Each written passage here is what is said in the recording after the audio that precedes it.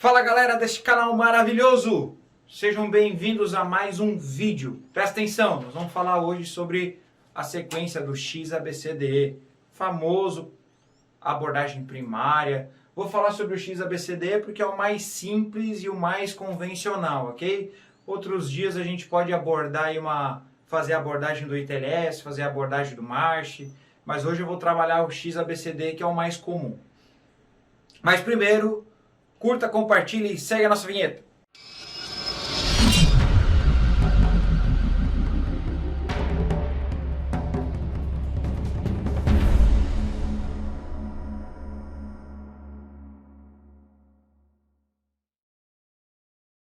Presta atenção, na letra B existem alguns pontos que precisam ser avaliados de maneira muito importante. Primeiro, a frequência respiratória, onde você vai avaliar se ela tem esforço respiratório, se tem amplitude, se tem simetria, se tem ritmo, se tem alguma coisa alterada visualmente. Então você vai fazer a sensação você vai fazer a palpação, e nessa palpação você vai ver se ele não apresenta movimentos paradoxais, ou seja, movimentos diferenciados, ok?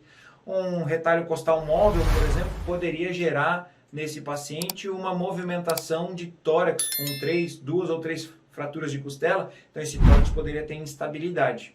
Bom, se o paciente apresenta edema, efizema subcutâneo, hematomas na região do tórax, tudo isso precisa ser avaliado. E o mais importante, você inicia a letra B oferecendo oxigênio para esse paciente em alta concentração, com máscara de alto fluxo, 10 litros por minuto, ok? Não existe como você colocar lá na máscara de alto fluxo apenas 5 ml, 5 litros, por exemplo. Bom, tem que ser 10 litros, que é o mínimo dela, para ela poder encher o reservatório.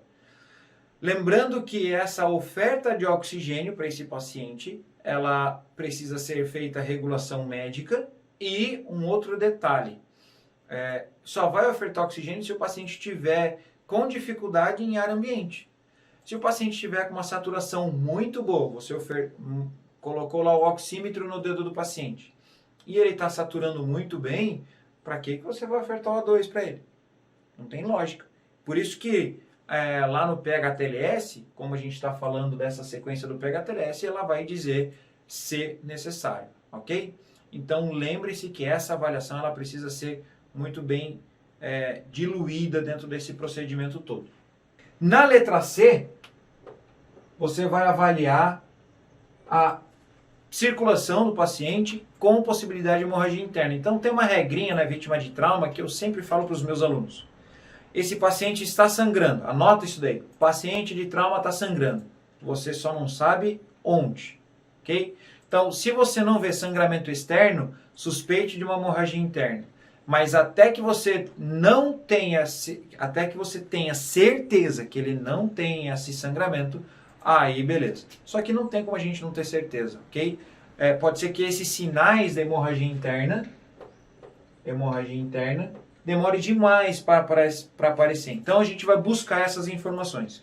Você vai buscar essa informação fazendo a avaliação do preenchimento capilar, perfusão distal, seja na ponta do dedo, pressão digital, ou na ponta da orelha, ponta do nariz, lábio, gengiva. Você consegue avaliar essas coisinhas com mais detalhes nesses locais, tá bom?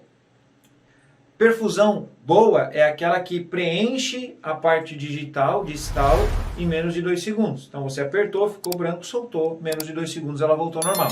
Um paciente que está com isso já de maneira atrasada, preenchimento capilar maior que 2 segundos, 3 segundos, 4 segundos, ele está evoluindo no princípio de choque hipovolêmico, então a tendência é não ter mais extremidades. Isso é uma defesa do corpo, é uma resposta fisiológica ao trauma.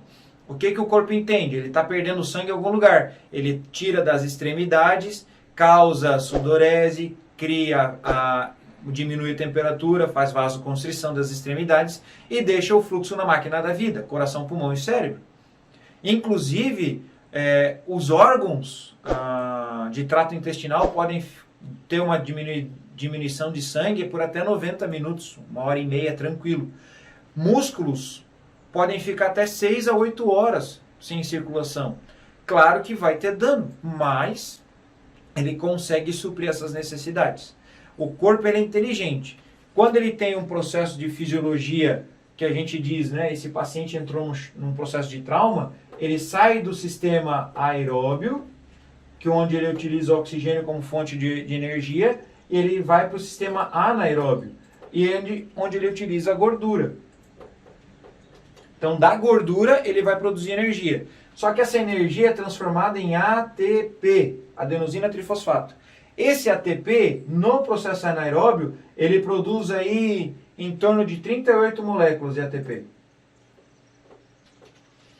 Quando ele está num processo de anaeróbio, produzindo gordura, ele consegue produzir apenas 2 moléculas de ATP. Ou seja, o sistema anaeróbio é 19 vezes menos eficiente que o processo do aeróbico, tá? Ou aeróbio, como alguns gostam de chamar. Por isso que a gente tem que ficar atento na oferta do oxigênio aqui no 2. Porque num paciente que esteja desenvolvendo choque hipovolêmico, ele precisa de volume de oxigênio o mais rápido possível para recompor essa falha e tentar diminuir ou atrasar essa evolução desse sistema aqui. Se você entendeu todos esses princípios, é muito importante que você comece a estudar fisiologia. A parte da fisiologia vai fazer com que você tenha condições de salvar muito mais o seu paciente. Outro ponto importante nós falarmos é sobre a questão já falamos da perfusão e agora nós vamos falar sobre o pulso. A coleta de pulso no pré-hospitalar, nessa condição que nós estamos estudando aqui, ela não é aquela coleta objetiva, sistemática, onde nós vamos ficar cronometrando o tempo, olhando qual que é a frequência cardíaca desse pulso. Na verdade, nós vamos fazer uma avaliação bem rápida e simples do pulso radial e do pulso carotídeo, simultaneamente, por em torno de 5 a 7 segundos, comparativo. O que eu quero saber? Eu quero saber se esses pulsos estão iguais, se eles estão fortes, se ele está fraco, se ele está rápido, se ele está lento, se há presença de pulso, que é o mais importante. O que isso pode nos indicar? Um pulso radial fraco, vamos pensar nessa possibilidade, esse pulso ele pode estar me dizendo que a pressão arterial está diminuída. Um pulso arterial fraco. E se ele está ou diminuindo, e se ele tiver um pulso radial ausente, esse pulso, essa pressão arterial aqui, ela está menor que 90 milímetros de mercúrio. Isso pode indicar aí agravo na perfusão cerebral do paciente. Quando nós identificamos que essa situação em relação ao choque hipovolêmico está acontecendo, é muito importante normalizar isso o mais rápido possível. Os tratativas eu vou falar um pouquinho mais adiante.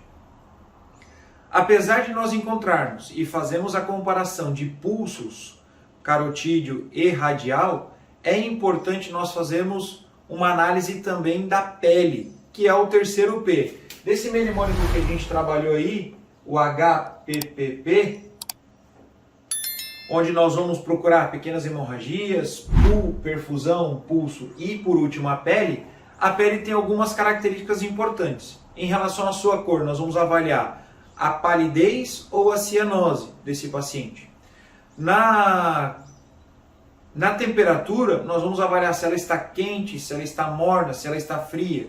E na umidade, nós vamos avaliar se o paciente tem uma pele úmida, seca, pegajosa, sudoreica. Enfim, essas informações para nós, elas são importantes porque faz parte daquele processo de abordagem inicial, ou aquela, como a gente já explicou no vídeo anterior, em relação à parte da impressão geral do paciente, que são alguns conceitos importantes.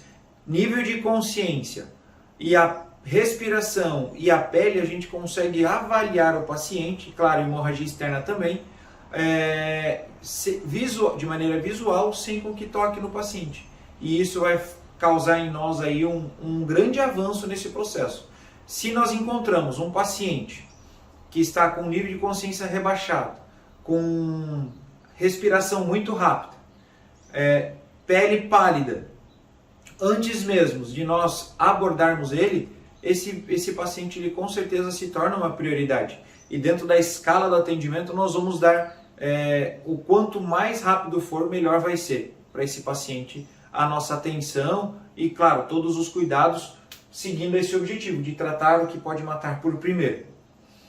A tratativa para um choque hipovolêmico, se for uma região que sangra demais, por exemplo, uma hemorragia interna, nós não temos muito o que fazer dentro do pré-hospitalar. Aliás, nós vamos fazer reposição de volume. Tem algumas unidades no Brasil que já oferecem o sangue, que é o SAMU de Bragança Paulista. Eles têm um programa, já um POP instituído, para reposição de sangue no pré-hospitalar. Mas, enquanto a grande maioria não tem isso, ainda é utilizada a reposição de volume por meta. Ou seja, eu não preciso permitir com que essa pressão arterial sistólica dele chegue aos níveis normais que a gente conhece, de 120 milímetros de mercúrio. Ele atingindo uma média entre 100 e 90, ficando nessa margem já é o suficiente para conseguir. Outra coisa que também houve alteração é na quantidade de acessos. O ideal é que consiga fazer um acesso calibroso de um Gelco 18 mais ou menos, ok? O 14 e o 16 eles não estão mais sendo indicados. O mais indicado está sendo um acesso 18 por causa de uma questão de volume, beleza? Outra coisa, se eu não consigo fazer acesso venoso, é indicado fazer reposição via intraóssea. A reposição de volume continua sendo 250 e faz avaliação por meta, ok? Repõe 250 para não causar uma hemodiluição desse sangue, ou seja, se eu diluir demais esse sangue, eu posso fazer com que a parte B seja prejudicada desse paciente. Ou seja, ele não vai conseguir ter hemácia, porque vai estar todo diluído e essa hemácia não vai conseguir transportar a quantidade de oxigênio que precisa. Por isso que a gente tem que ficar atento nessa condição aqui em relação à hipotensão. Outros tratamentos na letra C é aquecer o paciente. Se ele estiver em ambientes frios, com roupas molhadas, serras, período de inverno, é importante fazer a remoção dessa roupa e criar o aquecimento mais rápido possível. Eu não preciso esperar até chegar na letra E, que ainda é uma sequência do nosso vídeo, para fazer o aquecimento desse paciente. Se eu identifico que ele já tem uma possível hemorragia interna, eu já posso fazer a prioridade de expor esse paciente e aquecer ele o mais rápido possível. Chama atenção aqui para roupas molhadas e ar-condicionado dentro da ambulância. Mas dentro dessa condição, o ar-condicionado ele vai ter que ser desligado para conduzir o paciente da melhor maneira possível e mantê-lo aquecido, ok? Lembrando que para complicações do choque, nós temos o diamante da morte, que antigamente falava-se chá da morte ou triângulo da morte, agora são diamante. Quanto mais o paciente entra em estado de hipotermia, altera a cascata de coagulação e ele não consegue fazer esse tamponamento ou coagulação de sangue para conter hemorragia. Então, por isso que é muito importante a gente aqui na letra C se atentar em relação à parte de temperatura do paciente. Nós vamos encerrar esse vídeo por aqui. Aguardo você no próximo vídeo falando da parte D e da parte E, que vai ser a parte final da nossa abordagem primária ou avaliação inicial. Nós dividimos esse vídeo para facilitar o seu entendimento. Deixe aqui seu comentário, curta a nossa página, compartilhe. Eu vou ter um prazer de responder cada comentário e cada dúvida que surgir sobre os assuntos aqui pertinentes. Um abraço, fique com Deus e até a próxima.